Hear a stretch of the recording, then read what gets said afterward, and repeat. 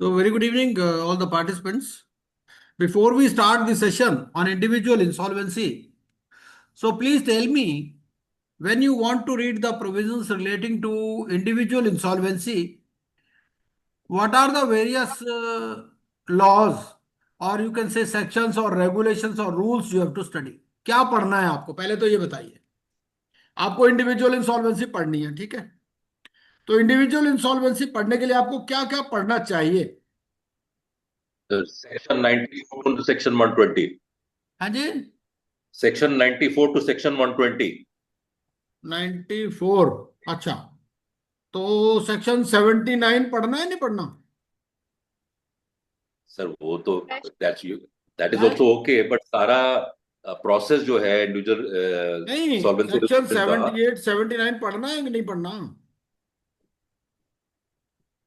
78 79, क्योंकि 79 में definitions. Definition है सर सारे। देखो, जब तक डेफिनेशन नहीं पढ़ोगे आपको क्या समझ में आया? 94 पे सीधा पहुंच गए, नहीं समझ में आएगा, ठीक है? अच्छा, इसके अलावा क्या पढ़ना है? आपने 94 से कितना बताया उमेश जी? 120। 120 कितना 94 बताया? से 120 बताया मैंने। 120, ओके। अच्छा, 120 तक ये पढ़ लिया, उसके अलावा क्या पढ़ना है? 79 हाँ जी, डेफिनेशंस है, करेक्ट। 79 में डेफिनेशंस है। वो तो ठीक है, ये हो गया। आपने 78 पढ़ लिया, ठीक है? 78 में रेगुलेशन डिफॉल्ट है, 79 में रेगुलेशन डेफिनेशन है, रेगुलेशन 94 टू 120। इसके अलावा क्या पढ़ना है? Regulation sir rules and regulations. Rules rules and and regulation. Regulation. Rules कौन से पढ़ने हैं? रूल्स किसके लिए, कौन से रूल्स पढ़ने हैं? हाँ, रूल्स पढ़ने हैं। Application to adjudicating authority, insolvency resolution process for personal guarantors to corporate debtors. Sir इसके अलावा आपको रेगुलेशंस पढ़ने हैं। कौन से रेगुलेशंस पढ़ने हैं?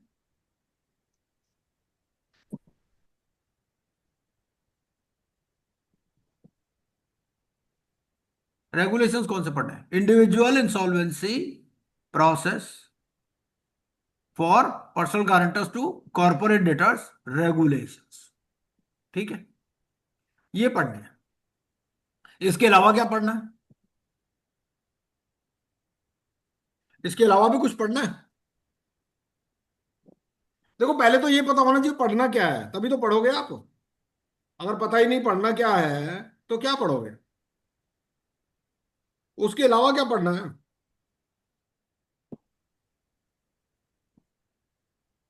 आपको एडजुडिकेटिंग अथॉरिटी पढ़ना है ना? जब तक आप एडजुडिकेटिंग अथॉरिटी नहीं पढ़ोगे तो आपको क्या पता चलेगा? एडजुडिकेटिंग अथॉरिटी भी पढ़ना। 179, adjudicating authority for individuals and partnership firms. उसके बाद ये जो आगे वाले 179 से लेकर के आगे वाले ये सारे आपको सेक्शंस पढ़ने हैं। ये पेनल्टी एंड प्रोविजंस भी, पेनल्टी प्रोविजंस भी पढ़ने इसके लिए, है ना? तो आपको बेसिकली कहां तक पढ़ना हो गया? ये सेक्शन 187 तक। 187, ठीक है जी। तो आपको पेनल्टी प्रोविजंस पढ़ने हैं, ये एडजुडिकेटिंग अथॉरिटी पढ़नी है। और अच्छा, सेक्शन 179 में बताइए कि suppose there is an individual, ठीक है? सबसे पहले तो डिफॉल्ट कहां पर स्पेसिफाइड है? डिफॉल्ट कहां पर स्पेसिफाइड है फॉर इंडिविजुअल्स? जैसे सीआईआरपी के लिए डिफॉल्ट हमें पता है सेक्शन 4 में है, ठीक है ना? प्रीपैक के लिए भी सेक्शन 4 में है। तो वॉलंटरी लिक्विडेशन में डिफॉल्ट की जरूरत ही नहीं होती, है ना? और जो आपका फास्ट ट्रैक है, फास्ट ट्रैक के लिए भी आपका सेक्शन 4 ही लगता है, जो सीआईआरपी वाला लगता है, ठीक है ना? यहां तक तो क्लियर है सबको, बिल्कुल सर। है ना? अब जो फ्रेश स्टार्ट है, फ्रेश स्टार्ट में भी क्या डिफॉल्ट होना जरूरी है? नहीं हो रहा? फ्रेश स्टार्ट तुमने पढ़ लिया, या फ्रेश स्टार्ट बिना डिफॉल्ट के भी हो जाएगा? जरूरी है ना सर। जरूरी है, yes. And it is defined in section 78, ठीक है ना? तो इंडिविजुअल इंसॉल्वेंसी के लिए डिफॉल्ट अमाउंट कितना है और कहां पर डिफाइंड है?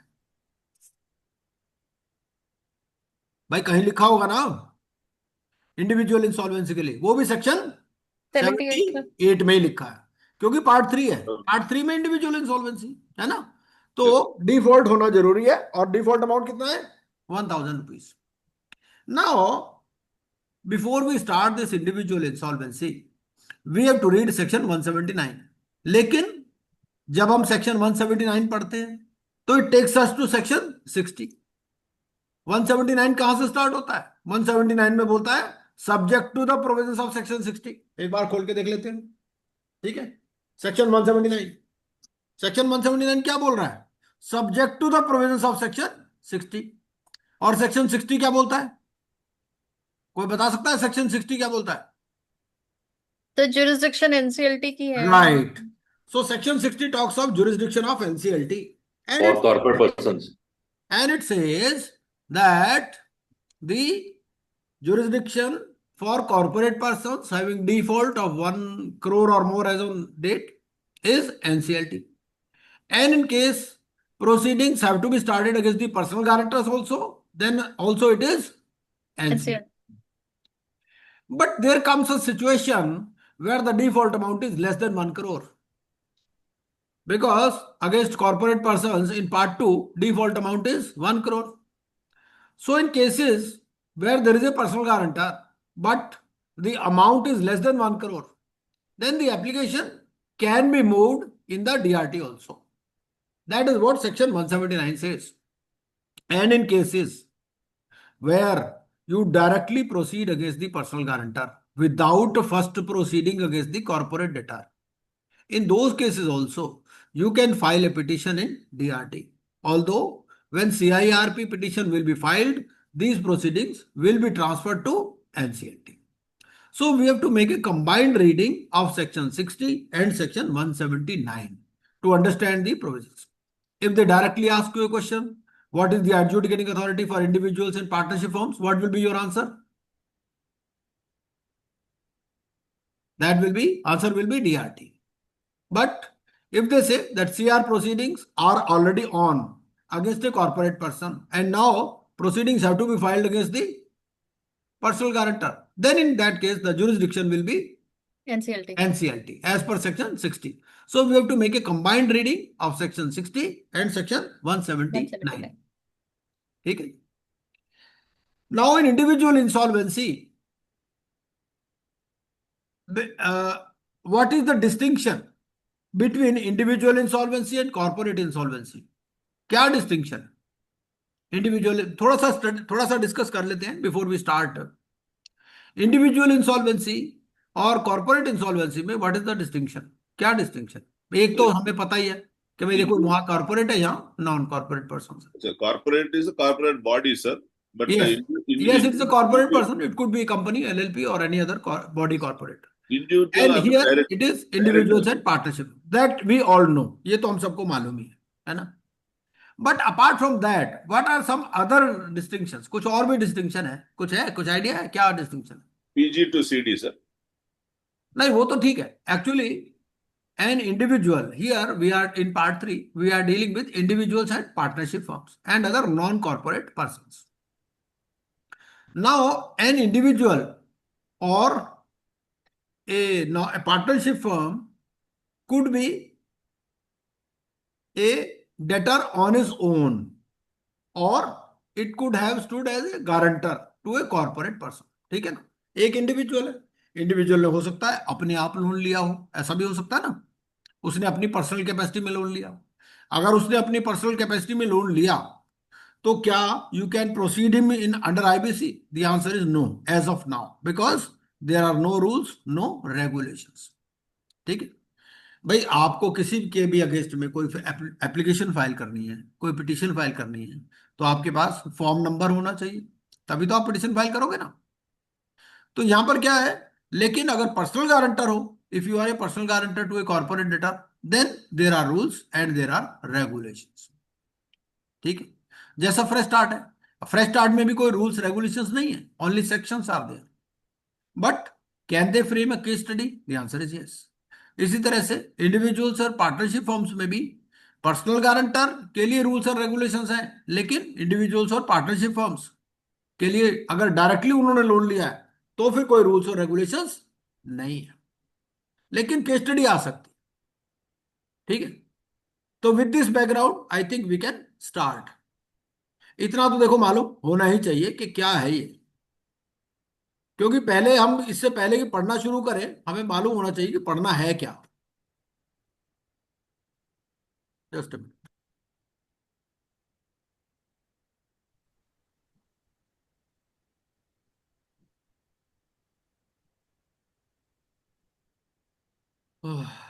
एक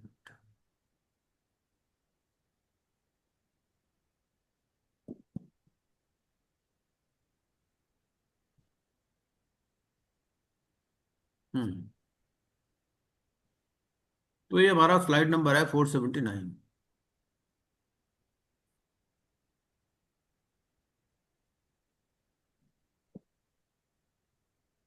अच्छा एक बात और बता दीजिए कि हमें इंडिविजुअल इंसॉल्वेंसी में जाने से पहले क्या फ्रेश स्टार्ट जरूरी है या नहीं है, या डायरेक्टली हम जा सकते हैं इंडिविजुअल इंसॉल्वेंसी? डायरेक्टली जा सकते हैं। डायरेक्टली जा सकते हैं। डायरेक्टली जा सकते हैं। क्या फ्रेश स्टार्ट को इंडिविजुअल इंसॉल्वेंसी में कन्वर्ट किया जा सकता है? हाँ, किया जा सकता है। कहाँ No. लिखा है बात? नहीं नहीं सर। Sir No. अगर आरपी को लगता है कि ये फ्रेश स्टार्ट नहीं होना चाहिए था, ये पर्सन फ्रेश स्टार्ट के लिए एलिजिबल नहीं है, तो वो ए को अप्लाई कर सकते हैं कि इसको नॉर्मल कौन सा सेक्शन है ये? Section number I don't remember. Section उल्टा है। इंडिविजुअल इंसॉल्वेंसी की एप्लीकेशन लगाई, उसको लगता है कि फ्रेश स्टार्ट के लिए एलिजिबल है, तो वो फ्रेश स्टार्ट में मूव कर देगा। ठीक है, लेकिन अगर फ्रेश स्टार्ट की है, अगर नॉर्मल फ्रेश स्टार्ट की एप्लीकेशन लगी हो और वो फ्रेश स्टार्ट के लिए एलिजिबल ना हो, तो इन दैट केस नहीं लगाओ तो बात ही खत्म, फिर जाओ घर अपना, कुछ नहीं, फिर फ्रेश स्टार्ट नहीं मिलेगा।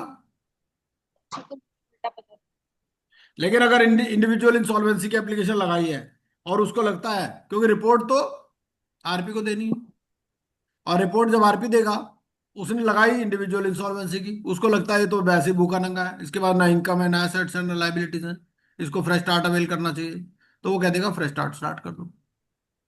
ठीक है, फिर भी आपने जो बोला है उस चीज को भी हम देख लेते हैं। जो फ्रेश स्टार्ट में आपको लगना है, फ्रेश स्टार्ट में रिपोर्ट जो लगनी है वो कौन से सेक्शन में लगनी है? फ्रेश स्टार्ट की आपकी रिपोर्ट लग रही है सर 106 106 में। पहले से बताइए। ओके, 106 में कहाँ पहुंच रहे? 106 नहीं तो बहुत आगे नहीं चला सॉरी, गया, सबसे फ्रेश पहले स्टार्ट की बात कर रहा 99 हूँ। की रिपोर्ट है। Yes. सबसे अरे पहले Yes, sir. 99 की रिपोर्ट आएगी सर। हाँ 99, तो 99 की रिपोर्ट में ऐसा कुछ लिखा है क्या इंडिविजुअल इंसॉल्वेंसी स्टार्ट कर दो?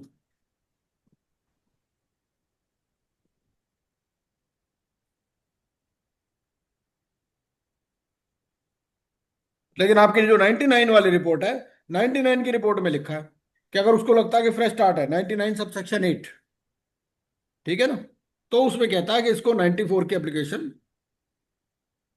ये मान लो 81 की एप्लीकेशन, ठीक है। लेकिन हम इसका रिवर्स ढूंढते हैं, क्या उसने फ्रेश स्टार्ट के लिए अप्लाई किया, तो फ्रेश स्टार्ट वाले को अगर वो कहता है कि भाई ही इज नॉट एलिजिबल, तो क्या उसको इंडिविजुअल इंसॉल्वेंसी में ले जाएगा नहीं ले जाएगा, क्या करेगा? क्वेश्चन हमारा समझ गए ना आप? A person has applied for fresh start, ठीक है, examination 83, examination of application by RP.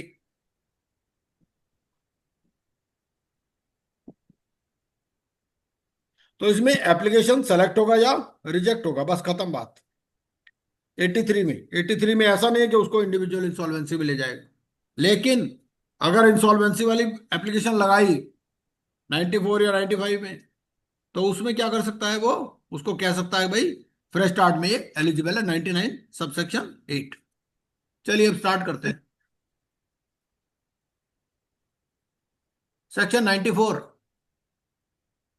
94 बोलता है एप्लीकेशन बाय डेटर, और 95 बोलता है एप्लीकेशन बाय क्रेडिटर। ठीक है, मेरी स्क्रीन नजर आ रही होगी आपको, नजर आ रही है ना? हाँ जी सर। यस। आ जाए। तो सेक्शन 94 क्या क्या बोलता है? सेक्शन 94, सेक्शन 94 ये कहता है कि debtor who commits A default, सबसे पहले तो डिफॉल्ट होना जरूरी है। अब ये डेटर जो है ये कौन है और ये कहाँ डिफाइंड है? ये डेटर जो वर्ड है ये कहाँ डिफाइंड है? कहीं डिफाइंड है क्या? डेटर कौन होगा? सेक्शन 79 में डिफाइंड है क्या डेटर? सेक्शन 79 में डेटर बोल रहे हैं तो क्या कहता है? जजमेंट वो डेटर। तो कहता है डेटर इंक्लूड से जजमेंट डेटर। ठीक है, अब यहां तो हमारे को क्लैरिटी नहीं मिली कुछ। जजमेंट डेटर डेटर क्या कैन बी होता है? पार्ट ऑफ द फॉर्म ना. जजमेंट डेटर क्या होता है? जजमेंट डेटर होता है a person against whom a decree has been passed. ठीक है, एक होता है डिक्री होल्डर जिसके फेवर में डिक्री पास होती है, एक होता है जजमेंट डेटर जिसके अगेंस्ट में डिक्री पास होती है, जिससे रिकवरी होनी है, उसको कहते हैं जजमेंट डेटर। पर हमें यहाँ सेटिस्फेक्शन नहीं मिली। ठीक है ना, डेटर इंक्लूड से जजमेंट डेटर कुछ समझ में नहीं आया कि भाई डेटर क्या होता है। अब हम क्या करते हैं, application to adjudicating authority rules में जाते हैं। ठीक है, अब application to adjudicating authority rules में देखिए क्या डेफिनेशन है क्या।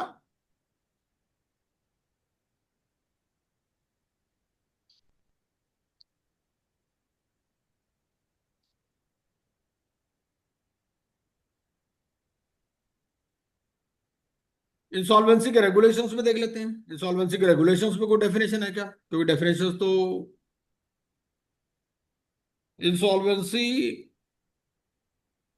के जो रेगुलेशंस हैं वहां पर एक तो कॉर्पोरेट डेटर डिफाइंड है, डेटर तो यहां भी डिफाइंड नहीं है। ठीक है, अब हम क्या करते हैं, application to adjudicating authority rules में चलते हैं for personal guarantors to corporate debtors. ठीक है, रूल्स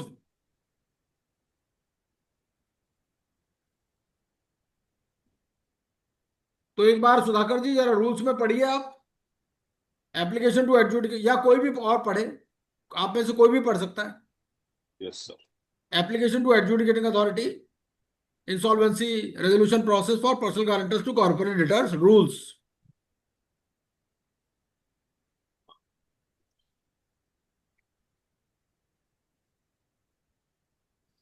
कोई भी पढ़ ले, कोई और पढ़ ले जिसके पास है। Yeah, yeah. Taking the recall right, sir. The guarantor means a debtor who is a personal guarantor to a corporate debtor हाँ हाँ हाँ, and in respect of whom guarantee has been invoked by the creditor and remains unpaid in full or part. ये हम्म, applicable होगा सब। बिल्कुल ठीक है, बिल्कुल ठीक है। ये कहाँ से पढ़ रहे हो आप? ये रूल्स में से. रूल्स में से। हाँ जी, ठीक है, रूल्स में से सर, ठीक है, डेफिनेशन। ठीक है। और इसमें वो भी है क्या, डेटर की डेफिनेशन? तो डेटर की अलग से नहीं दी हुई, कोई गारंटर की हाँ, दी हुई है। तो ये दे दिया, guarantor means guarantor, a debtor. Guarantor means a debtor who is a personal guarantor to a corporate debtor and in respect of whom guarantee has been invoked by the creditor and remains unpaid in full और part. तो देखिए, अब यहां पर अगर हमें IBC की application लगानी है तो हमारे को कौन सा डेटर है? डेटर वो है जिसने गारंटी दी है, जिसकी गारंटी इन्वोक हो गई है और वो इट रिमेन्स अनपेड। तो अभी इसी के लिए सिर्फ रूल्स और रेगुलेशंस आए हैं। बाकी अगर कोई ऐसा इंडिविजुअल है जिसने लोन लिया है, डायरेक्टली लोन लिया, डायरेक्टली भी तो लोन ले सकता है ना बैंक से, जी, और उसका अगर डिफॉल्ट हो गया तो उसकी एप्लीकेशन यहां नहीं लगेगी, उसकी डीआरटी। एप्लीकेशन लगेगी डीआरटी में अलग से, या सर्फ अगर सिक्योर लोन है तो सर्फिसी के अगेंस्ट में एक्शन लिया जाएगा उसके अगेंस्ट, या राइट। कमर्शियल कोर्ट्स में या सिविल कोर्ट्स में, है तो ना। आईबीसी के अंडर भी नहीं आएगा ना? आईबीसी के अंदर अभी नहीं आएगा अभी क्योंकि नहीं आएगा अभी ना? रूल्स और रेगुलेशंस नहीं आए हैं। आ जाएगा जब अगर रूल्स और रेगुलेशंस नोटिफाई हो जाएंगे तब। अभी क्यों नहीं किए? क्योंकि अमाउंट बहुत कम है, 1,000 रुपए। अब 1,000 रुपए का अगर सारे केसेस एनसीएलटी में आने लगे, एनसीएलटी वाले तो पागल हो जाएंगे, है ना। तो इसलिए अभी उसके लिए रूल्स और रेगुलेशंस नहीं आए हैं। या तो इसको अमाउंट को बढ़ाएंगे, अमाउंट अभी लॉ में कहता है कि 1 लाख तक कर सकते हैं इसको, 1 लाख भी बहुत छोटी रकम है। या 1 लाख से ऊपर करना है तो एक्ट में अमेंडमेंट होगा, एक्ट में अमेंडमेंट अपना एक कम्बरसम प्रोसेस है ना। अगर 1 लाख तक कर रहा हो फिर तो ठीक है, you can do it simply by way of notification. लेकिन अगर 1 लाख से बढ़ाना हो तो इसमें भी प्रॉब्लम आएगी। तो इसीलिए गवर्नमेंट जब भी एक्ट में अमेंडमेंट लाएगी तभी ये काम हो पाएगा। तो debtor who commits A default में अप्लाई आइदर पर्सनली। अब ये जो गारंटर है ये खुद भी अप्लाई कर सकता है। ठीक है, ये खुद भी अप्लाई कर सकता है अपनी इंसॉल्वेंसी के लिए। or through a resolution professional to the adjudicating authority for initiating insolvency resolution process by submitting an application. Where the debtor is a partner of a firm, अगर ये partner है तो such debtor shall not apply under this chapter to the adjudicating authority in respect of the firm unless all or majority of the partners of the firm file the application jointly. ठीक है, अगर ये partner है, ठीक है, तो ऐसा debtor ये अप्लाई नहीं करेगा इन respect of the firm unless all और majority of the partners of the firm file the application jointly. क्योंकि क्यों ऐसा क्यों कहा गया? Because in case of partnership firm, the liability of the partners is joint and several. Yeah. And he is a partner in a firm. So he is, अब देखिए क्या हो सकता है, जैसे मान लीजिए mister x is an individual. Now mister x may be acting in his individual capacity and he is a partner of the firm also. तो अगर पार्टनर ऑफ द फर्म है तो उस केस में क्या होगा? अगर उसको इन respect of the firm apply करना है तो क्या होगा? ऑल और majority of the partners of the firm file the application jointly. ठीक है जी. An application under subsection 1 shall be submitted only in respect of debts which are not excluded debts. ठीक है, excluded debts की application नहीं लग सकती. excluded debts कौन से हैं? ये हमने सेक्शन 79 में पढ़ चुके हैं, है ना. excluded debts है कौन से? फाइन imposed by court, है ना, liability in relation to student loan वगैरह वगैरह. A debtor shall not be entitled to make an application under subsection 1 if he is an undischarged bankrupt. ये undischarged bankrupt क्या होता है? देखो इसकी सर अभी प्रोसीडिंग्स चल रही हूँ. Bankruptcy. अनडिस्चार्ज बैंकरप्ट अभी है डिस्चार्ज ऑर्डर अगर पास आपके अगेंस्ट में प्रोसीडिंग स्टार्ट हो गई है लेकिन डिस्चार्ज ऑर्डर इशू नहीं हुआ, या अगर आपके अगेंस्ट में फ्रेश स्टार्ट प्रोसेस चल रहा है, या इंसॉल्वेंसी रेजोल्यूशन प्रोसेस चल रहा है, या बैंकरप्सी प्रोसेस चल रहा है. ठीक है ना, तो उन केसेस में आप एप्लीकेशन नहीं लगा सकते. अच्छा, आपका बैंकरप्सी कंप्लीट हो गया, ठीक है, अब वो क्या करता है, आपसे क्वेश्चन पूछेगा टेढ़े मेढ़े. एग्जामिनर ऐसे, ये तो सिंपल है, पढ़ ही लिया सबने. अब वो आपसे क्या क्वेश्चन पूछेगा? एक आदमी का बैंकरप्सी प्रोसेस शुरू हो गया, ठीक है, डिस्चार्ज ऑर्डर इशू हो गया, 1 साल बाद क्या वो दोबारा इंसॉल्वेंसी के लिए अप्लाई कर सकता है? कर सकता है, नहीं कर सकता? यस, कर सकता है. हाँ, क्योंकि देखो एक आदमी बार बार भी बैंकरप्ट हो सकता है. ऐसा नहीं कि एक बार, जैसे हमारे डोनाल्ड ट्रंप है 7 बार बैंकरप्ट हो चुके हैं, क्योंकि बिजनेसेस चलते हैं तो बिजनेसेस में बैंकरप्सी हो जाती है. तो ये 7 बार बैंकरप्ट हो चुके हैं. आपकी बैंकरप्सी स्टार्ट हुई, बैंकरप्सी कंप्लीट हो गई, डिस्चार्ज ऑर्डर हो गया, दोबारा आपने बिजनेस किया, दोबारा यू आर अनेबल टू पे, इंसॉल्वेंसी हुई, बैंकरप्सी हो गई. ये चीज है ना, कोई ऐसा बार नहीं कि एक ही बार हो रही है, बार बार हो सकती. A debtor shall not be eligible to apply under subsection 1 if an application under this chapter has been admitted in respect of the debtor during the period of 12 months preceding the date of submission of the application under this section.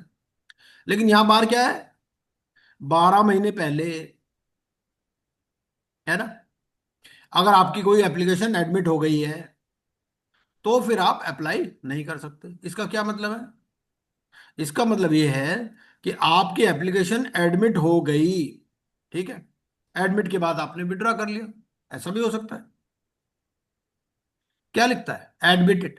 Application admit हो गई, आपने insolvency के लिए petition लगाई 94 में, admit हो गई, आपने बाद में विड्रॉ कर ली, तो फिर आप कब तक एप्लीकेशन नहीं लगा पाओगे?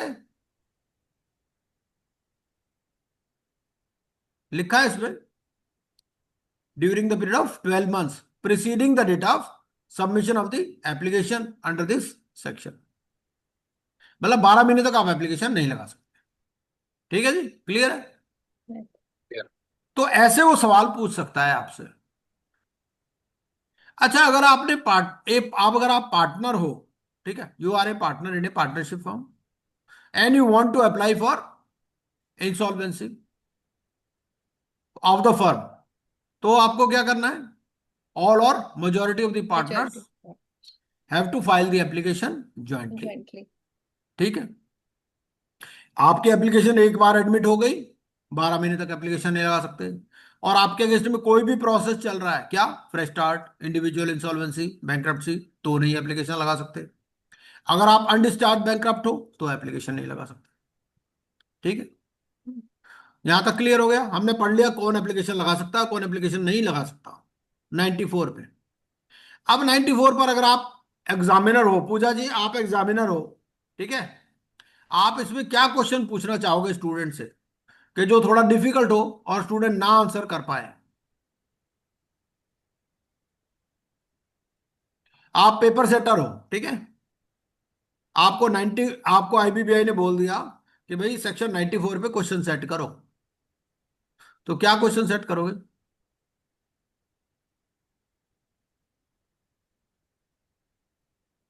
या और कोई, निशा जी, सुधाकर जी, एनीवन, हितेश जी? 94 में क्या क्वेश्चन सेट करोगे जो थोड़ा सा डिफिकल्ट हो? चलो कोई बात नहीं, ग्रुप में ना आप पेपर सेट करना, एक एक सेक्शन पर एक एक क्वेश्चन सेट करो सब लोग। जब आपका माइंड सेट एग्जामिनर वाला हो जाएगा ना तो बहुत आसान हो जाएगा पढ़ना आपके लिए। 95 देखते हैं। इसके अलावा क्या कहता है, ये form and manner and accommodate with such fees as may be prescribed, तो आपको रूल 6, रूल 10 और रूल 11 पढ़ने हैं। तो रूल 6, रूल 10, रूल 11 क्या बोलते हैं, एक बार देख लेते हैं। इसके साथ में आपको रूल 6, ये रूल 6 क्या कहता है, ये रूल 6 है। रूल 6 कहता है एप्लीकेशन बाई गारंटर। तो आप कौन से फॉर्म में एप्लीकेशन लगानी है आपको? हाँ जी, Form A, sir. Form A, और फीस है आपकी 2000 rupees. The guarantor shall serve forthwith a copy of the application referred to in sub rule 1 to every financial creditor and the corporate debtor for whom the guarantor is a personal guarantor। ठीक है, क्या लिखा है, किसको copy देनी है? Financial creditor and the corporate debtor for whom the guarantor is a personal guarantor.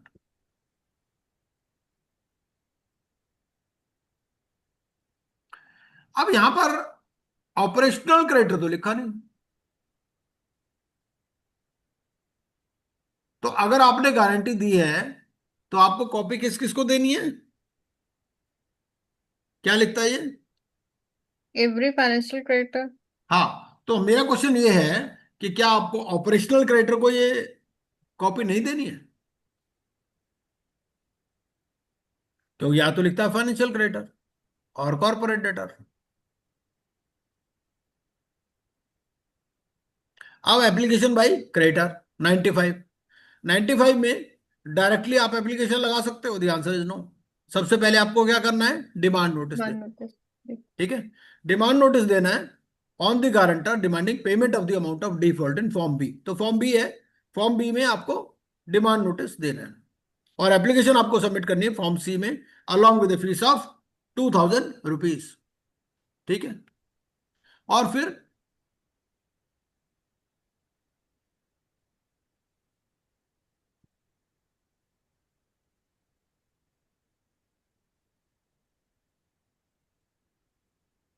अब इसमें ये कहा कि भाई आपको डायरेक्टली भी आप अप्लाई कर सकते हो, है ना, मतलब आरपी के थ्रू अप्लाई करना जरूरी नहीं है 94 या 95 में। तो अगर आपने डायरेक्टली अप्लाई किया है तो फिर क्या होगा, आपको आरपी को कॉपी देनी होगी with in 3 days of his appointment. ठीक है, चलिए दोबारा चलते हैं हम लोग अपने ही सेक्शन पर।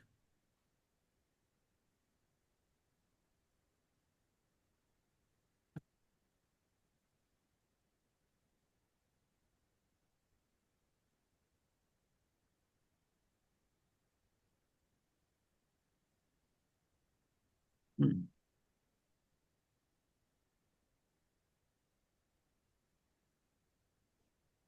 ठीक है जी, 94, तो 94 पर थे हम लोग। तो 94 में हमने पढ़ लिया कि भाई अपने आप एप्लीकेशन लगा सकते हैं, जरूरी नहीं कि आरपी के थ्रू लगाए। फीस भी हमने पढ़ ली, फॉर्म नंबर भी पढ़ लिया। 95, application by creditor to initiate insolvency resolution process. अब यहां पर क्या है, यहां कोई फाइनेंशियल क्रेडिटर या ऑपरेशनल क्रेडिटर की कोई डिस्टिंक्शन नहीं है।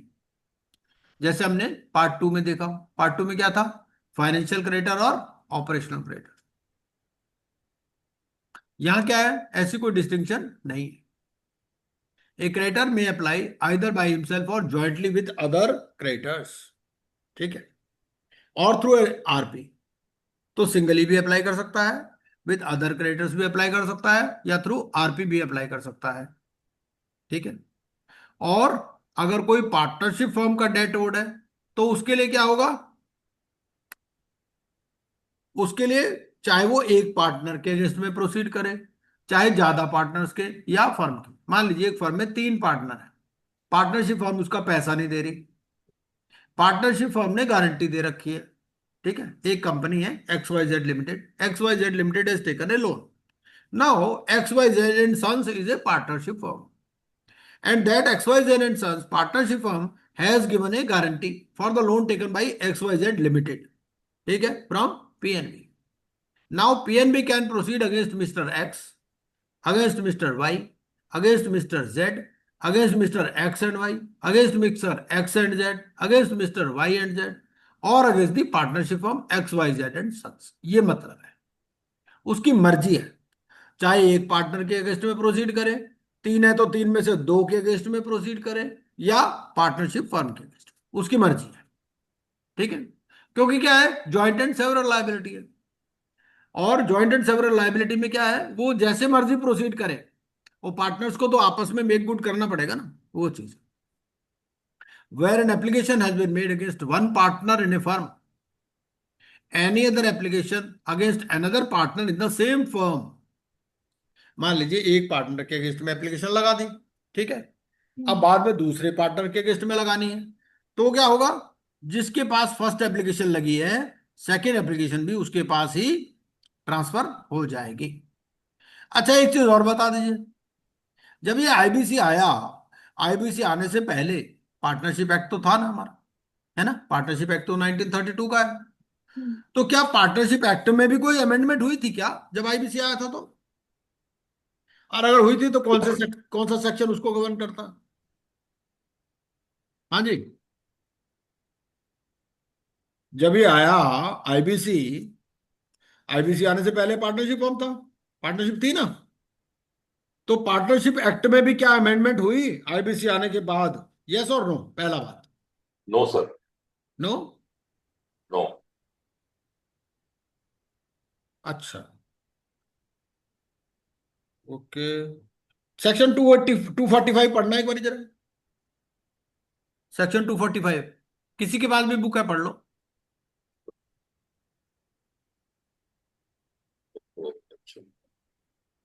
Section 245, Amendments of Act 9 of 1932. हाँ The Indian Partnership Act 1932 shall be amended in the manner specified in the first schedule. हाँ, ठीक है, तो मतलब पार्टनरशिप एक्ट में अमेंडमेंट हुई ना जी। जब आईबीसी आया, क्योंकि क्या है, पार्टनरशिप फर्म में कुछ रूल्स थे इंसॉल्वेंसी से रिलेटेड, अब वो इंसॉल्वेंसी रिलेटेड प्रोविजंस यहां पर आ गए आईबीसी में, तो आईबीसी विल प्रिवेल, है ना, क्योंकि सेक्शन 238 क्या कहता है, non obstante clause, notwithstanding anything to the contrary contain in सब जितने भी लॉज थे सब में इंसॉल्वेंसी से रिलेटेड प्रोविजंस थे, ठीक है। तो जो जो इंसॉल्वेंसी से रिलेटेड प्रोविजंस थे वो यहां पर आ गए, और उसके लिए एक एक सेक्शन बना दिया जिन जिन एक्ट में अमेंडमेंट हुई। तो बाय वर्च्यू ऑफ सेक्शन 245 आपका इंडियन पार्टनरशिप एक्ट भी अमेंड हुआ। और फर्स्ट शेड्यूल, तो फर्स्ट शेड्यूल क्या कहता है? फर्स्ट शेड्यूल ये कहता है in section 41 clause A shall be omitted. इतनी बात है। हाँ, तो अब एक बार सेक्शन 41 भी पढ़ लेते हैं इंडियन पार्टनरशिप एक्ट का क्विकली। सेक्शन 41 का, सेक्शन 41 पढ़ सकते हो आप? क्लॉज ए कहां से पढ़ोगे ये बताओ पहले? निकालना पड़ेगा। नहीं, इजी सोर्स क्या है? आपका वेबसाइट से। हाँ, हमारी वेबसाइट पे चले जाओ, सब मिलेगा आपको। ये मैं गया अपनी वेबसाइट पे। अपनी वेबसाइट पे भी क्या है कि आप आईबीसी में ही चले जाओ सीधे। आईबीसी में चले गए, इंडियन पार्टनरशिप एक्ट में चले जाओ। इंडियन पार्टनरशिप एक्ट में सेक्शन 41 में चले जाओ।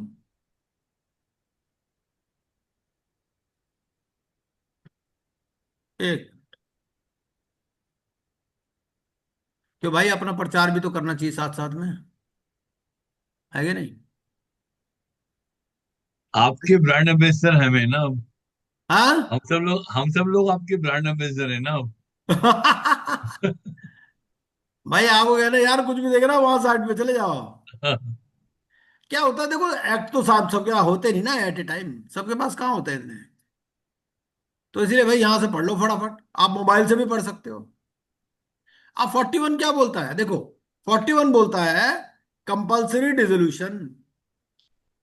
और जो ए वाला पार्ट है, ये वाला ओमिट हो गया। ए वाला पार्ट क्या है? By the adjudication of all the partners और of all partners but one as insolvent. ठीक है। तो ये सेक्शन 245 क्या बोलता है?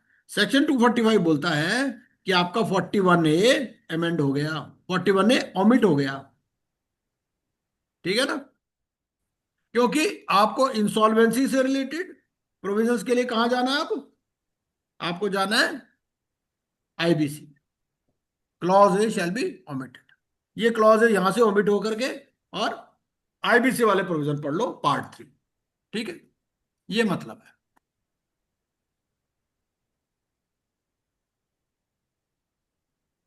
चलिए, और इस पे सवाल पूछ सकता है? वो पूछता है नॉर्मली कि कौन कौन से एक्ट अमेंड हुए, कौन से नहीं हुए। Which of the following acts was not amended, एक ऐसे एक्ट का नाम दे देगा जो अमेंड नहीं हुआ। पर ये पार्टनरशिप तो अमेंड हुआ है ना। 245 हमारा बोलता है, मैंने दिखा भी दिया आपको कि वो क्या हुआ है उसमें, कि जो भी इंसॉल्वेंसी से रिलेटेड प्रोविजंस थे वो आईबीसी में आ गए, इसीलिए वहां वाला प्रोविजन नहीं रहा। ठीक है। क्वेश्चन है, इंडियन कस्टम एक्ट भी अमेंड हुआ है? हाँ जी, इंडियन कस्टम एक्ट भी अमेंड हुआ है? बहुत सारे एक्ट अमेंड हुए ना। ये सारे, ये 245 से लेकर के और 255 तक, ये सारी वही लिस्ट है कौन कौन से अमेंड हुए हैं। ओके। सर एक लिमिटेशन एक्ट नहीं हुआ ना बस। हाँ, जो भी जो लिखा है वो हुआ है, जो नहीं है वो नहीं हुआ। लिमिटेशन एक्ट नहीं हुआ क्योंकि लिमिटेशन एक्ट वाले प्रोविजंस लागू हैं इस पर। तो इसमें पार्टनरशिप है, सेंट्रल एक्साइज है, इनकम टैक्स है, कस्टम्स है, आरडीबी है, फाइनेंस एक्ट है, सरफेसी है, सीका है, पेमेंट ऑफ सेटलमेंट सिस्टम्स है, एलएलपी है, कंपनीज एक्ट है। ये सारे एक्ट आपके अमेंड हुए हैं। और अमेंडमेंट क्या हुई, उनमें ये लिख दिया कि भाई जो भी सेक्शन इंसॉल्वेंसी से रिलेटेड थे वो यहां पर ले आए, वहां से निकाल करके। ठीक है। इसमें क्या करना है आपको? An application under subsection 1 shall be accompanied with details and, एक क्वेश्चन ना, एक पूजा जी आप मेरे लिए एक काम कर दो, ये जी सर। 245 टू 255 पे ना एक क्वेश्चन सेट कर देना। जी सर। बेसिकली क्या है, एक तो इसको ना याद करने का तरीका है। याद करने का तरीका क्या है? जैसे सबसे पहले वाला है जो वो इंडियन पार्टनरशिप एक्ट, इसमें पी याद कर लेते हैं, है ना। सेंट्रल एक्साइज एक्ट में ई, इनकम टैक्स में आई, कस्टम्स में सी, इस तरह से। आरडीबी में आर, इसमें एफ, फिर एस, फिर ये एस और ये पी और एल और सी, इस तरह से याद करते हैं उसको, कि एक एक वर्ड ले लेते हैं, एक एक वर्ड हर एक सेक्शन का ले लेते हैं, उससे ये याद हो जाता है। उसका एक बना देते हैं निम्नलिखित, मैं भी ग्रुप में डाल दूंगा, मेरे को मिल जाएगा तो मैं देख लूंगा। तो इसको याद करने का भी एक तरीका है उससे ना। और कई बार इस पे सवाल पूछ लेता है, which of the following act was not amended. बिल्कुल आया। उसमें 3 तो दे देगा जिसमें अमेंडमेंट हुई है, एक ऐसा दे देगा जिसमें अमेंडमेंट नहीं हुई, है ना। तो वो आपको आइडेंटिफाई करना है। क्वेश्चन कई बार पहले तो बहुत फ्रीक्वेंटली पूछते थे, अभी पूछ सकते हैं, कोई ऐसी बात। और एप्लीकेशन के साथ में क्या डिटेल लगानी है आपको? एप्लीकेशन के साथ में डिटेल लगानी है, ये आपका रूल नंबर 7 है। ठीक है जी, एक रूल नंबर 7 क्या बोलता है? ये रूल नंबर हमारा 7 है। तो आपको क्रेडिटर को गारंटी की एप्लीकेशन किसको देनी है? गारंटर को और कॉरपोरेट डेटर। ठीक है। In case of joint application, the creditors may nominate one amongst themselves to act on behalf of all the creditors. तो ज्वाइंट एप्लीकेशन में क्रेडिटर्स एक नॉमिनेशन दे सकते हैं कि भैया इनमें से एक को आप नॉमिनेट कर दीजिए, ठीक है। तो 95 भी हो गया। तो 95 की एप्लीकेशन कौन से फॉर्म नंबर में है? तो सी, हाँ, वेरी गुड, सी। और फॉर्म बी क्या है? डिमांड नोटिस है, डिमांड नोटिस, वेरी गुड। और फॉर्म ए? वो गारंटर की तरफ से। हाँ, एप्लीकेशन बाय गारंटर, एप्लीकेशन में 94 वाली एप्लीकेशन फॉर्म ए में है, 95 में डिमांड नोटिस बी में है और एप्लीकेशन सी में है। फीस 2000 रुपए है ना, सिंपल है, 2-4 बार पढ़ेंगे याद हो जाएगा।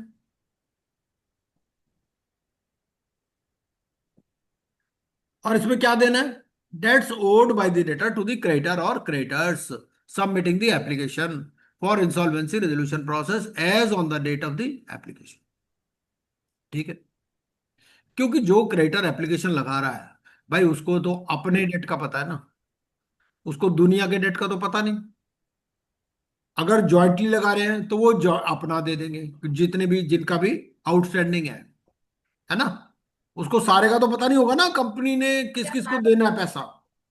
तो वो डिटेल कौन सी देगा? अपनी देगा, या अगर जॉइंट एप्लीकेशन है तो जॉइंट जो भी अप्लाई कर रहे हैं उनकी डिटेल्स जाएगी, है ना।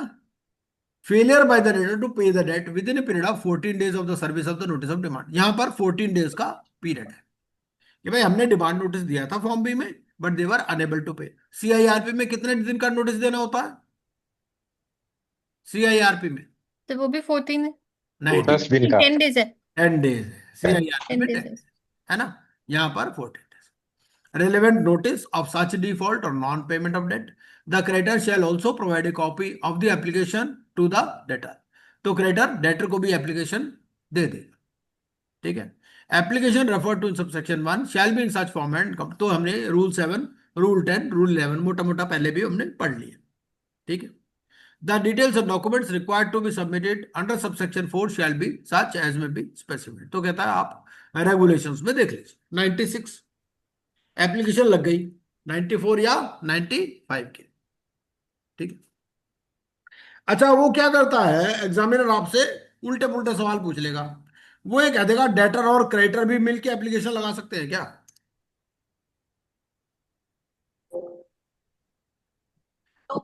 हाँ बिल्कुल, क्योंकि क्या है भाई, डेटर एप्लीकेशन लगाना है 94 में, क्रेडिटर ने एप्लीकेशन लगानी है 95 में। 95 में सिंगली या जॉइंटली डेटर और क्रेडिटर मिलके एप्लीकेशन नहीं लगा सकते, है ना। 96 interim moratorium when an application is filed under section 94 और सेक्शन 95, ठीक है। तो क्या होगा, इंटरिम मॉरेटोरियम कमेंस हो जाएगा on the date of application in relation to all the debts and shall cease to have effect on the date of admission of such application. तो जो date of filing of application है, date of application है, उससे हो जाएगा। In relation to all the debts, देखो all the debts यहां पर इंपॉर्टेंट है, चाहे कोई सिक्योर्ड डेट हो, चाहे कोई अनसिक्योर्ड डेट हो, चाहे एक्सक्लूडेड डेट हो, है ना, इसमें कोई एक्सेप्शन नहीं है, ऑल द डेट्स लिखा है। तो आपको कंफ्यूज करने के लिए पूछ सकता है कि there is a secured debt, whether interim moratorium shall operate against such debt, the answer is yes in relation to all the debts, चाहे वो excluded debt हो, चाहे वो secured debt हो, unsecured debt हो, decreed debt हो, कुछ भी हो, all the debts and shall cease to have effect on the date of admission of such application। तो ये तो एडमिशन के टाइम पर it will cease to have। और मोरेटोरियम में क्या होगा, एनी लीगल एक्शन और proceeding pending in respect of any debt shall be deemed to have been stayed. यहां पर भी क्या लिख दिया, एनी डेट। एनी डेट मतलब कोई भी डेट, सिक्योर्ड, अनसिक्योर्ड, एक्सक्लूडेड, है ना, कुछ भी। The creditors of the debtor shall not initiate any legal action और proceeding in respect of any debt, ठीक है। और क्रेडिटर्स ऑफ द डेटर जो है वो भी कोई इनिशिएट नहीं करे, मतलब जो पेंडिंग है वो तो स्टे हो जाएगा और नया कोई इनिशिएट हो नहीं सकता, ठीक है। Where the application has been made in relation to a firm, अब मान लो फर्म के अगेंस्ट में एप्लीकेशन लगी है, तो क्या होगा, the entire moratorium under subsection 1 shall operate against all the partners of the firm as on the date of the application, ठीक है। तो ये it shall operate against all the partners of the firm as on the date of the application, ठीक है।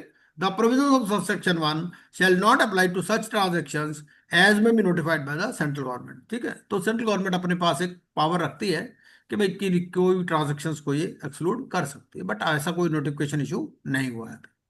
97 97 क्या बोलता है? Appointment of RP. अब हमने 94 95 में क्या पढ़ा? 94 95 में पढ़ा कि भाई खुद भी एप्लीकेशन लगा सकता है या आरपी के थ्रू भी लगा सकता है ना। अगर मान लो आरपी के आप अगर आरपी के थ्रू लगाई है तो ये क्या देखेगा? फिर तो एडजुडिकेटिंग अथॉरिटी को देखना है कि भाई कोई डिसिप्लिनरी प्रोसीडिंग तो पेंडिंग नहीं है ना। और बोर्ड से पूछ लेगा, बोर्ड 10 दिन के अंदर रिवर्ट कर देगा। सिर्फ 97 ऐसा सेक्शन है जहां पर ये 7 डेज का पीरियड है बोर्ड के रिवर्ट करने के लिए। This is the only section. Otherwise क्या है? बोर्ड के पास हमेशा 10 डेज का 10 पीरियड है। days. Okay. This is the only section where the board has to revert in 7 days. ठीक है, 96। चलिए, और अगर डिसिप्लिनरी प्रोसीडिंग पेंडिंग है तो रिजेक्ट कर देंगे, है ना। बोर्ड से पूछ लेंगे अगर उसने खुद लगाई है तो 7 दिन के अंदर, और बोर्ड 10 दिन के अंदर रिवर्ट कर देगा और अपॉइंटमेंट हो जाएगी।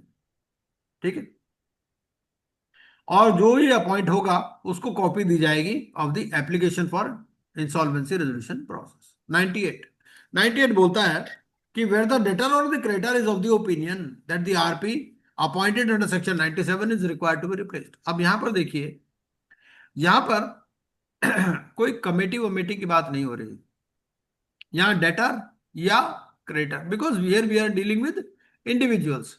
अगर उसको लगता है कि भाई इसको रिप्लेस होना है तो वो एप्लीकेशन लगाएगा और एडजुडिकेटिंग अथॉरिटी देखेगी फिर रिप्लेस करना है या नहीं करना, है ना। Adjudicating authority shall make a reference to the board, और बोर्ड जो है विद इन 10 डेज वो रिवर्ट करेगा। ठीक है, दूसरी बात, आपके इंसॉल्वेंसी रेजोल्यूशन प्रोसेस कंप्लीट हो गया। अब यहां पर क्या होता है? रीपेमेंट प्लान होता है। यहां कोई रेजोल्यूशन प्लान नहीं आता। इंडिविजुअल के लिए या पार्टनरशिप फर्म के लिए रीपेमेंट प्लान आता है, ये खुद ही बताएगा भाई कैसे पेमेंट करेगा, है ना। तो रीपेमेंट के लिए क्या होता है? एक क्रेडिटर्स की मीटिंग होती है, तो अगर वो आपस में डिसाइड करते हैं कि इसको रिप्लेस करना है तो वो भी अप्लाई कर सकते हैं। ठीक है, और बोर्ड से पूछ लेंगे और बोर्ड जो है फिर वो अपॉइंट कर देगा नया। ये 98 है। 99 सेक्शन क्या है? Submission of report by RP, जैसा हमने फास्ट ट्रैक पे पढ़ा। फ्रेश स्टार्ट में, फ्रेश स्टार्ट में क्या पढ़ा? फ्रेश स्टार्ट में भी होता है ना, कौन सा सेक्शन है? 89 है। क्या है फ्रेश स्टार्ट में? रिपोर्ट जो देता है आरपी, कौन सा सेक्शन है वो?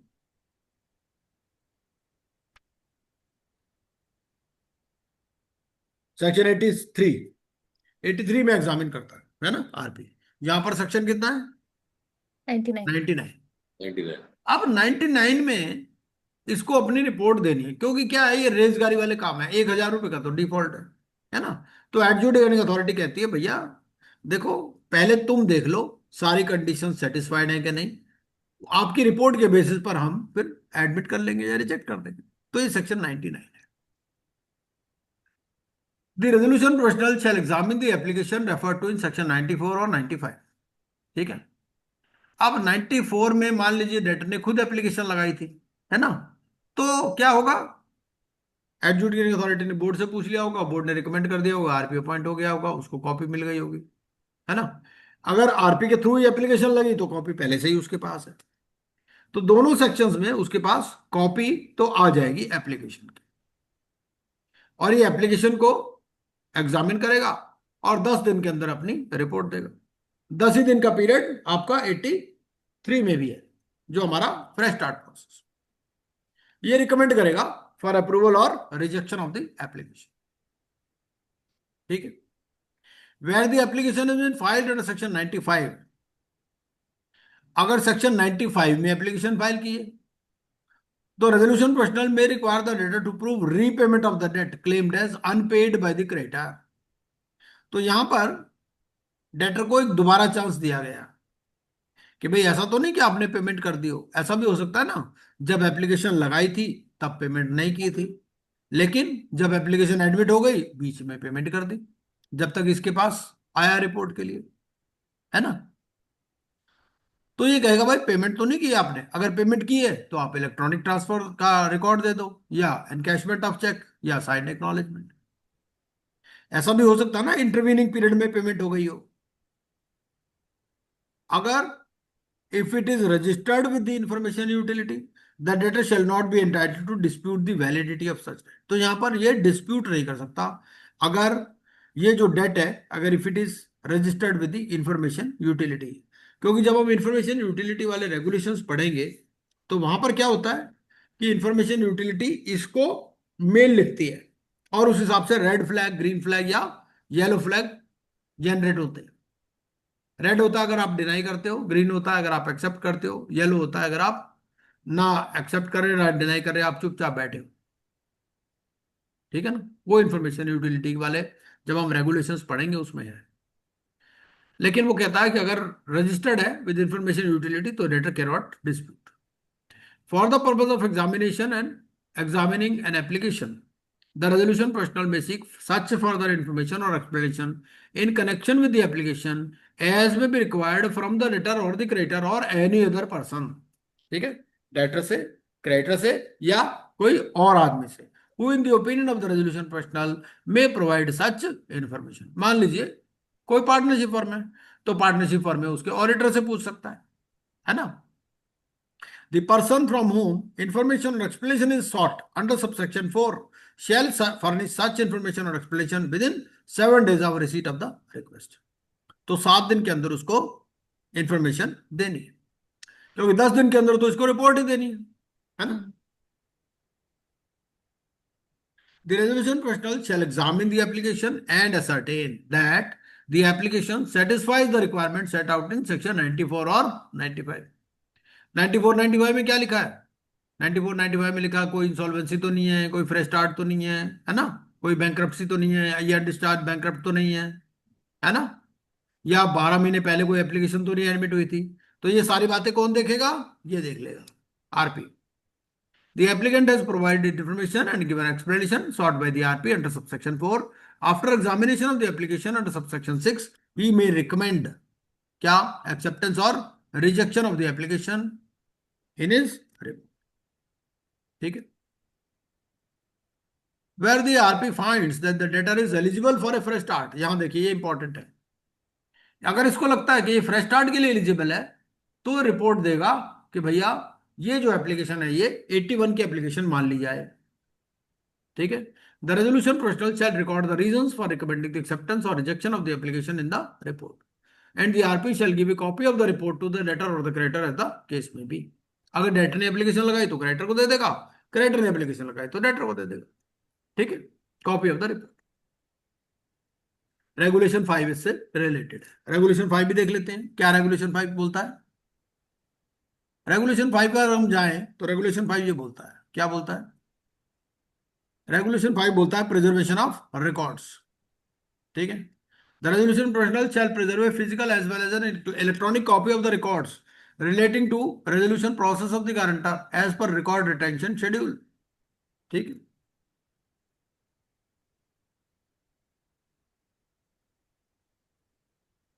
चलिए 100 एडमिशन और रिजेक्शन ऑफ एप्लीकेशन। ये 100 सेक्शन बड़ा खतरनाक है, क्योंकि 100 क्या है? नंबर पुलिस का भी है। 100 में क्या होता है कि डायरेक्टली भी बैंक्रप्सी स्टार्ट हो सकती है अगर इसने एप्लीकेशन लगाई है विद डिसऑनेस्ट इंटेंशन। तो जरूरी नहीं है, नहीं तो क्या होता है जैसे सीआईआरपी में होता है, सीआईआरपी में पहले क्या होता है कि पहले रेजोल्यूशन होगा फिर आपका लिक्विडेशन होगा। यहां पर भी क्या है कि पहले इंसॉल्वेंसी रेजोल्यूशन की कोशिश करेंगे कि भाई रीपेमेंट प्लान ले आओ, और रीपेमेंट प्लान अगर सक्सेसफुल नहीं होता या रिजेक्ट कर देते हैं तो फिर बैंक्रप्सी स्टार्ट होती है।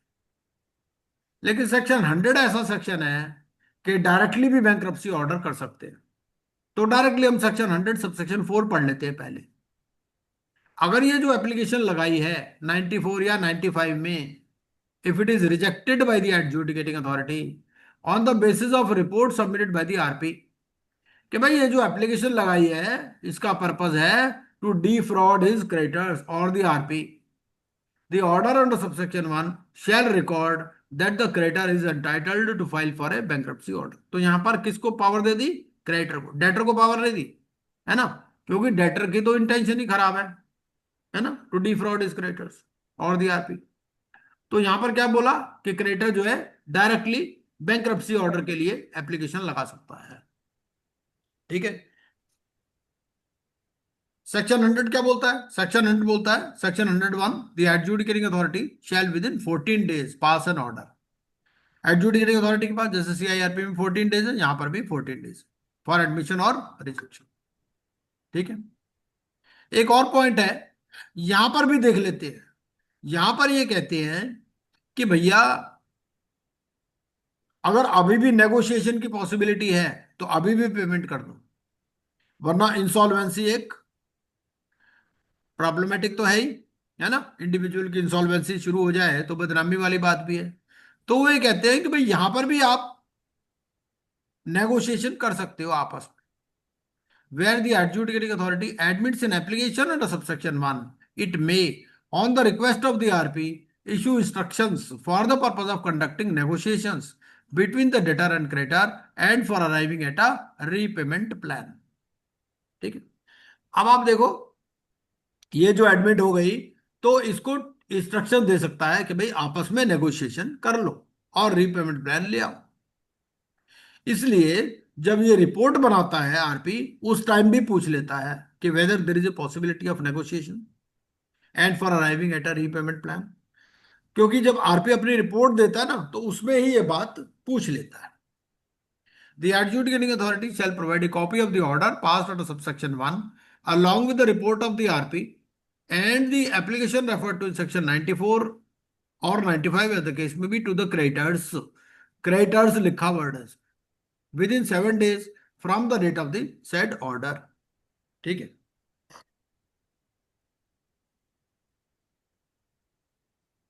सात दिन के अंदर कॉपी ऑफ द ऑर्डर दे दे। और एप्लीकेशन अगर फ्रॉडुलेंट है तो फिर डायरेक्टली बैंक्रप्सी में प्रोसीड कर सकता है क्रेडिटर। 101 मॉरेटोरियम। तो एक हमारा इंटरिम मॉरेटोरियम था, इंटरिम मॉरेटोरियम तो एंड हो गया जब एडमिशन हो गई या रिजेक्शन हो गया, दोनों केसेस में एंड हो जाता है ना।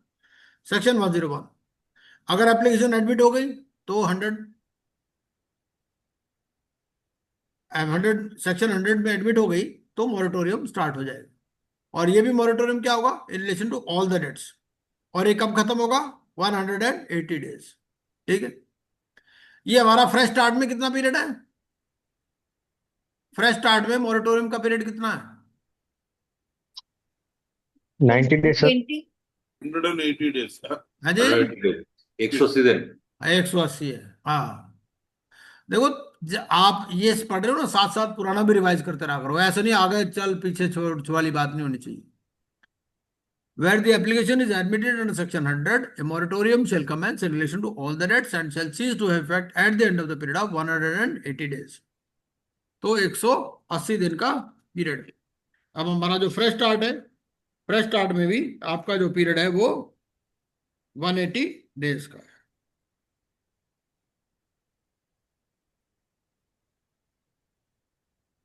उसके लिए सेक्शन है आपका 85 सबसेक्शन 4 फ्रेश स्टार्ट। और मॉरेटोरियम में क्या होगा? एनी पेंडिंग लीगल एक्शन और proceeding in respect of any debt वो स्टे हो जाएगा और नया इनिशिएट नहीं हो सकता। ठीक है। पुराने वाला स्टे हो जाएगा और नया कोई हो नहीं सकता। Debtor shall not transfer, alienate, encumber or dispose of any of his assets or his legal rights or beneficial interest therein. ठीक है। अब ये वाली बात क्या इंटरिम मॉरेटोरियम में भी है या नहीं है? आपने नहीं सर, उसमें नहीं है। हाँ उसमें 2 ही स्टे था और फर्दर कुछ नहीं है हो सकता सर। फर्दर कोई लेकिन फाइल हो सकता। अब Even if अगर they are आप not present, हाँ जी, even if it is not present, it is it must be present, no sir. Section में तो नहीं लिखा है, बट हाँ। मगर ये होना जरूरी है ना सर? नहीं, एक्चुअली क्या है, देखिए, अब आप इसको समझिए कि ऐसा हो सकता है ना, और रिस्ट्रिक्शन क्यों नहीं लगाया, ऐसा हो सकता है रीपेमेंट कर दे, तो there are lesser restrictions after the filing of the application, लेकिन एडमिशन के बाद में ज्यादा रिस्ट्रिक्शंस है ना। ऐसा भी तो हो सकता है ना, फाइल एप्लीकेशन फाइल भी पेमेंट हो जाए, तो उस टाइम इतनी रिस्ट्रिक्शंस नहीं है। बाद में वो हम लुक बैक पीरियड में देखेंगे इस बात को। जब वो बात लुक बैक पीरियड की आएगी, या बैंक्रप्सी में रिस्ट्रिक्शंस है, बैंक्रप्सी वाली रिस्ट्रिक्शंस है आपकी सेक्शन 158 में, वहां पर क्या होगा, डेट ऑफ फाइलिंग से भी रिस्ट्रिक्शन है, लेकिन इंसॉल्वेंसी में ऐसा नहीं है। आगे बढ़ेंगे हम, सेक्शन 158 और भी बहुत सारी चीजें। यहां पर क्या है, there are lesser number of restrictions after filing, लेकिन एडमिशन के बाद में जाता, where an order admitting the application under section 96 has been made in relation to a firm, moratorium shall operate against all the partners of the firm. तो सुधाकर जी देखिएगा, आप अगर आपको ऐसा कुछ लगता है कि भाई after filing of application also there are restrictions, वो look back period is different, look back period में तो आएगा बाद में, है ना। यस भाई वहां पर क्या है, 2 years before the this insolvency commencement date, अगर कोई ऐसी ट्रांजेक्शन की है, दैट इज डिफरेंट। नाउ 102 क्या बोलता है, adjudicating authority shall issue a public notice within 7 days of passing the order under section 100 inviting claims from all creditors within 21 days of sanction। ठीक है, तो यहां पर कोई पब्लिक नोटिस का फॉर्मेट प्रेस्क्राइब्ड नहीं है, ठीक है, लेकिन ये है कि भाई कोई भी आप जो पब्लिक नोटिस के फॉर्मेट तो हर प्रोविजन में दे ही रखे हैं, उसको ही यूज कर सकते हो, लेकिन अलग से कोई नहीं दिया हुआ है। बैंक्रप्सी में है, इंसॉल्वेंसी में। नोटिस में क्या होगा, details of the order admitting the application, particulars of the RP with whom the claims are to be registered, ठीक है, the last date for submission of claims, notice shall be published in at least one English and one vernacular newspaper which is in circulation in the state where the debtor resides। ठीक है, तो ये कहां पर देना है, जहां पर डेटा रिजाइड करता है, affixed in the premises of the adjudicating authority and placed on the website of the adjudicating authority। ठीक है, उसके बाद में registration of claims, registering of claims 103, the creditor shall register claims. यहां पर देखो फाइलिंग नहीं लिखा, क्या लिखा, रजिस्टर, क्योंकि यहां दो प्रोसेस, दो पार्ट्स पे हो रहा है, पहले रजिस्टर हो रहा है, बाद में they have to prove their debt. The creditor shall register claims with, कई बार इस पे भी सवाल पूछ लेता है, the creditor shall file the claims, register the claims, lodge the claims, ऐसे करके। तो वर्ड क्या है, register with the RP by sending details of the claims by way of electronic communications और थ्रू कोरियर, स्पीड पोस्ट और registered. एक बात और है यहाँ पर कि कोरियर भी है, CIRP वगैरह में कोरियर नहीं है ना, यहाँ पर कोरियर भी दे दिया। In addition to the claims referred to in subsection 1, the creditor shall provide to the RP personal information and such particulars as may be prescribed। तो क्या इसको पर्टिकुलर्स देनी है, वो हमारे लिए रेगुलेशन नंबर 7 है। रेगुलेशन नंबर 7 क्या है, देख लेते हैं। ये हमारा रेगुलेशन नंबर 7 है। क्या कहता है रेगुलेशन नंबर 7?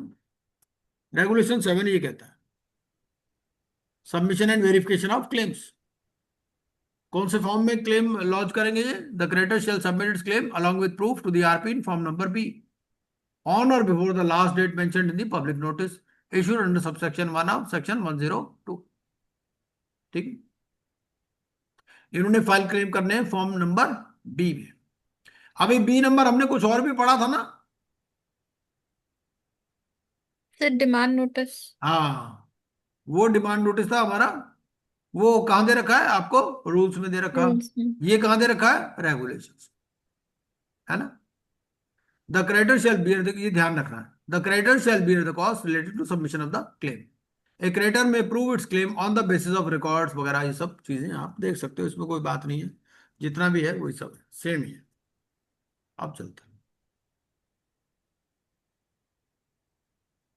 ठीक है जी। रजिस्टरिंग ऑफ क्लेम्स हो गया। 104 में preparation of list of creditors.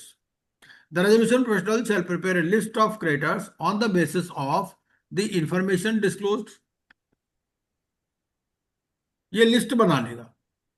देखो ये कमेटी की बात नहीं कर रहा, क्या क्या क्या बात कर रहा है, लिस्ट बना रहा है। किस बेसिस पर, जो एप्लीकेशन में डिटेल्स है या जो क्लेम्स रिसीव्ड हुए। ठीक है, under 102 the resolution professional shall prepare the list mentioned in subsection 1 within 30 days from the date of the notice. ठीक है, 30 days के अंदर from the date of the notice इसने बनाना।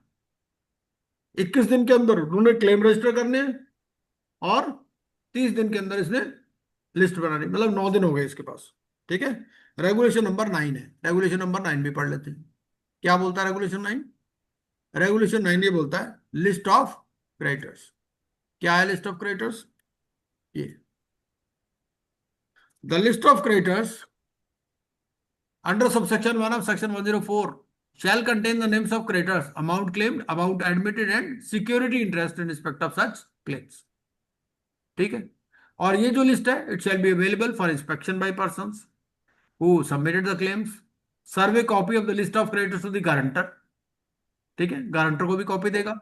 Make available the list of creditors on the website if any of the guarantor, present the list of creditors at the meeting of creditors and file a certified copy of the list of creditors with the adjudicating authority along with the repayment plan। तो ये list of creditors.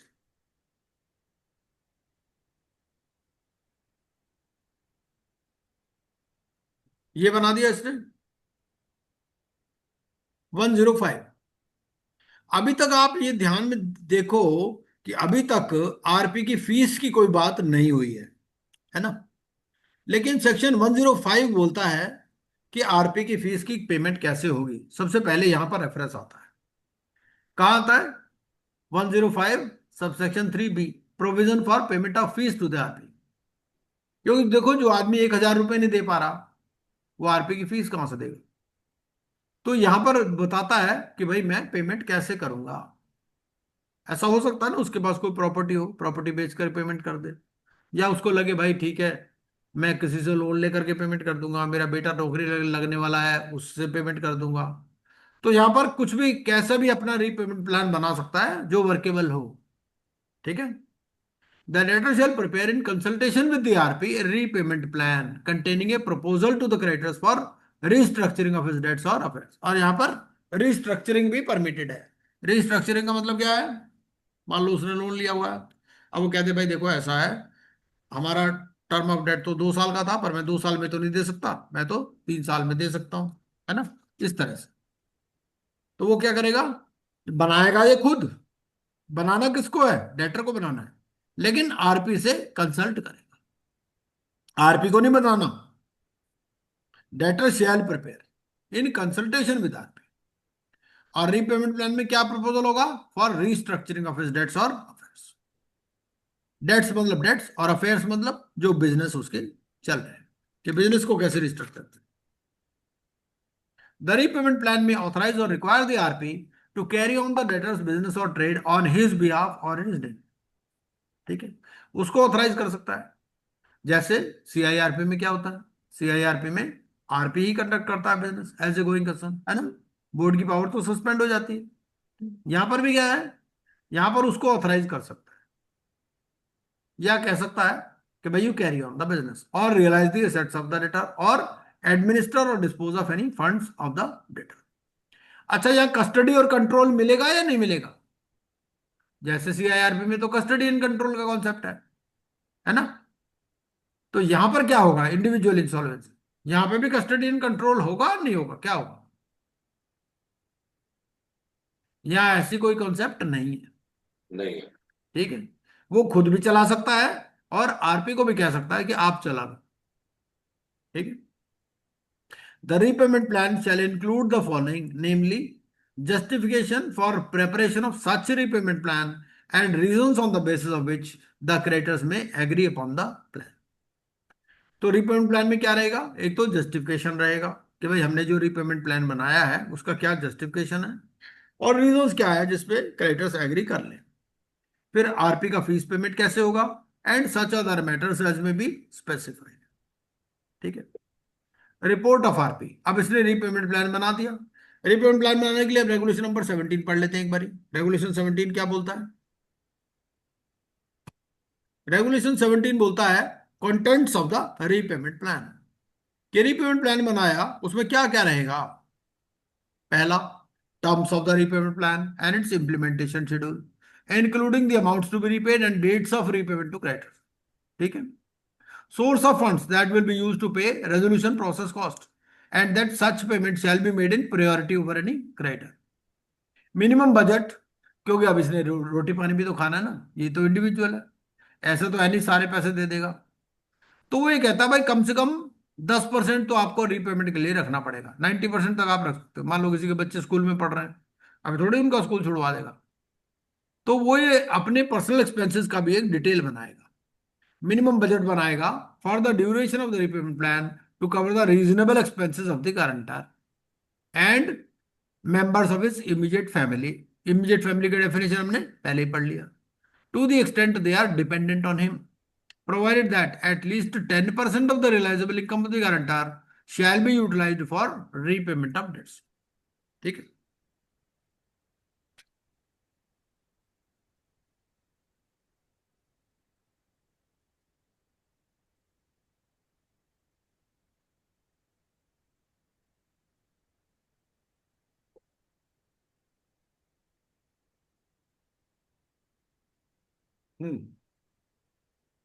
उसके बाद में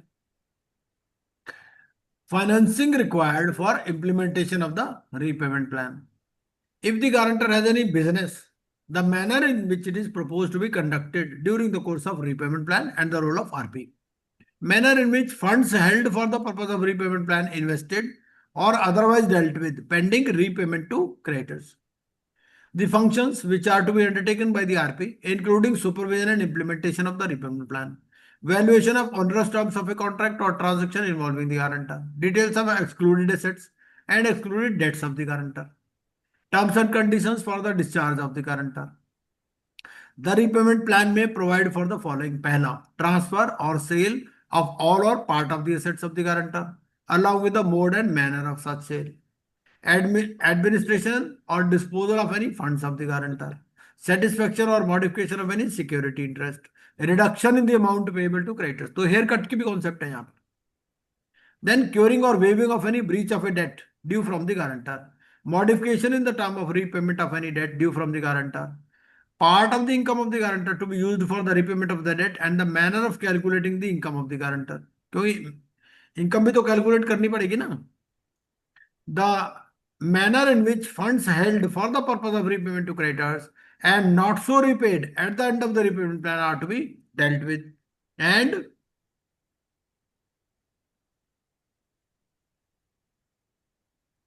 such other matters as may be required. ठीक है। तो ये चीजें बताएगा।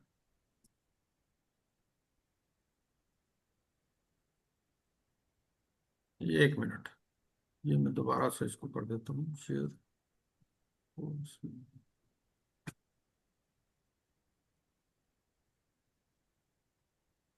क्योंकि ये क्या होता है, एक बार तो लास्ट व्यू पे चला जाता है, उसके बाद फिर नहीं जाता, फिर दोबारा से जाना।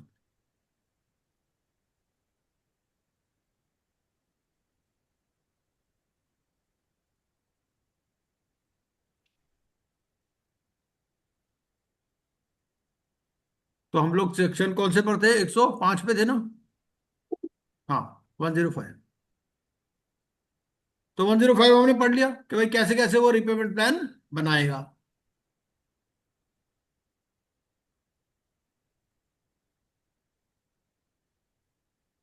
वन जीरो सिक्स क्या बोलता है? 106 बोलता है report of the RP on repayment plan. अब इसने अपना रीपेमेंट प्लान बता दिया कि भाई मेरी ऐसे इनकम आएगी, मेरे यहाँ फंड्स इन्वेस्टेड हैं, मैं ऐसे ऐसे पेमेंट कर लूंगा, ये मेरे पर्सनल एक्सपेंसेस हैं, और इस तरह से सारी बातें। आरपी का रोल क्या रहेगा, मेरा रोल क्या रहेगा, ये सब बातें इसमें बता देगा। कोई हेयर कट है तो वो भी बता देगा। RP shall submit the repayment plan under section 105 along with his report on such plan। ठीक है। ये वो रीपेमेंट प्लान और उसके ऊपर अपनी रिपोर्ट भी लगाएगा within period of 21 days from the last date of submission of claims under section 102। ठीक है। और रिपोर्ट में क्या रहेगा? रिपोर्ट में ये रहेगा कि it is in compliance with the provisions of any law. ऐसा नहीं वो बोलेगा मैं जुआ खेल के पैसे कमा लूंगा उससे कर दूंगा, नहीं, ऐसा नहीं। It should be in compliance with the provisions of the law. Repayment plan is a reasonable prospect of being approved and implemented. ठीक है। ऐसा भी नहीं कि हवा हवाई बना दिया, रीजनेबल प्रोस्पेक्ट होना चाहिए of being approved and implemented, and there is a necessity of summoning a meeting of the creditors is required to consider the repayment plan. अब यहां पर इसके पास ऑप्शन दे रखी है आरपी के पास कि ये कहेगा कि भाई मीटिंग ऑफ क्रेडिटर्स बुलाने की जरूरत है या नहीं है। क्यों? क्योंकि ऐसा भी हो सकता है एक या दो ही क्रेडिटर हो, ऐसा भी हो सकता है कि उसका प्लान ही ऐसा है कि उसमें कुछ होना ही नहीं है ना। Provided that where the RP recommends that meeting is not required to be summoned, reasons for the same shall be provided। तो ये रीजन देगा कि भाई मीटिंग की जरूरत क्यों नहीं है। ठीक है। The report referred to in subsection 2 shall also specify the date on which and the time and place at which the meeting should be held if he is of the opinion that a meeting of the creditor should be summoned। अगर इसको लगता है, अभी भी देखो committee of creditors की बात नहीं की, यहां क्या बात की? Meeting of the creditors. ठीक है। वर्ड कमेटी नहीं आया कभी भी। और यहां पर ये बता देगा कि उसका डेट, टाइम और प्लेस क्या। For the purpose of subsection 3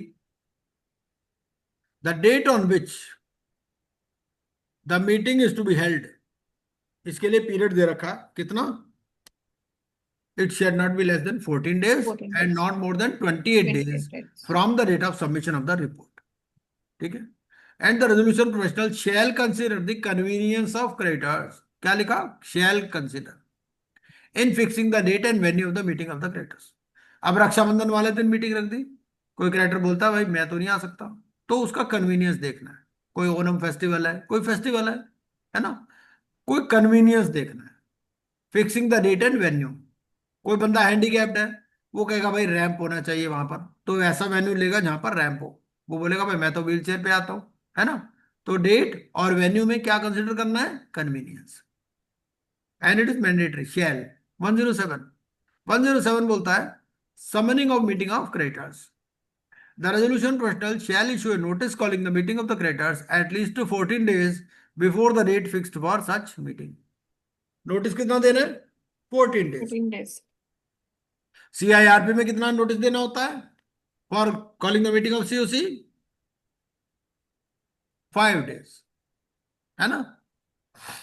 the resolution professional shall send the notice of the meeting to the list of creditors prepared under section 104। भाई सेक्शन 104 में इसने लिस्ट प्रिपेयर कर रखी है ना, उनको ही ये नोटिस दे देगा।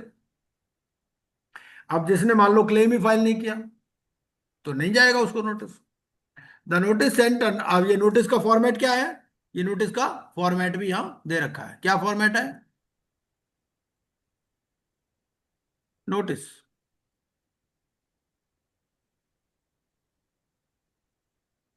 List of creditors, statement of affairs, meeting of creditors. ठीक है। कंटेंट्स ऑफ द नोटिस, ये आपका रेगुलेशन नंबर 11 और रेगुलेशन नंबर 12 में दे रखा। ठीक है। कि नोटिस में क्या क्या रहेगा? नोटिस में रहेगा venue, time, date of meeting, और ऑप्शन अवेलेबल रहेगी। क्या ऑप्शन रहेगी? कि भाई आप कैसे पार्टिसिपेट इसमें कर सकते हो।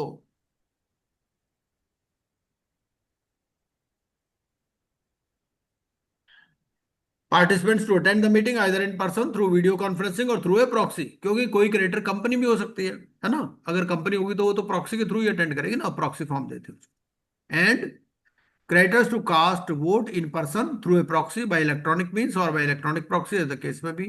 The notice of the meeting shall carry the agenda which shall include the following: list of matters to be discussed, list of issues to be voted upon। तो ये सारी बातें इसके अंदर रहेगी। ठीक है। और वोट कौन कर पाएगा? अगर वो रिलेटेड पार्टी है तो क्या वोट कर पाएगा? The answer is no. अगर वो एसोसिएट ऑफ द लेटर है तो वोट नहीं कर पाएगा। एसोसिएट की डेफिनेशन हमने पढ़ ली। एसोसिएट की डेफिनेशन कहां दे रखी है? सेक्शन 79 में।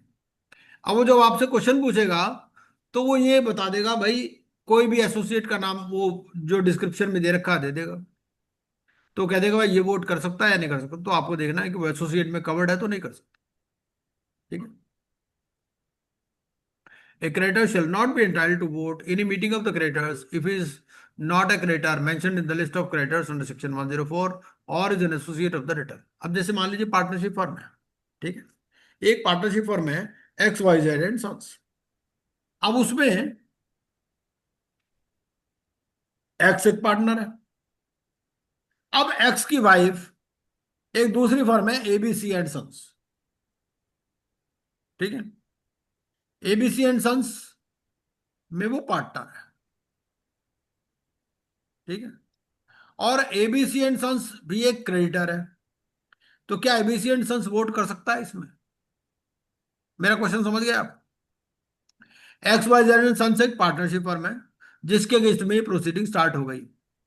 ठीक है, अब एक्स वाई जेड में 3 पार्टनर है, एक्स वाई और जेड। अब एक्स की वाइफ जो है, एक्स की वाइफ मान लो एम है, और एम एक पार्टनर है ABC and sons partnership firm में। और ये जो एबीसी एंड सन्स है इसने भी लोन दे रखा है, किसको? X Y Z and sons को। तो क्वेश्चन ये है कि क्या एबीसी एंड सन्स इसमें वोट कर पाएगा? नहीं सर। नहीं, क्योंकि वो 79 Associate. में कवर हो जाएगा, एसोसिएट हो जाएगा। एसोसिएट में क्या बोलता है?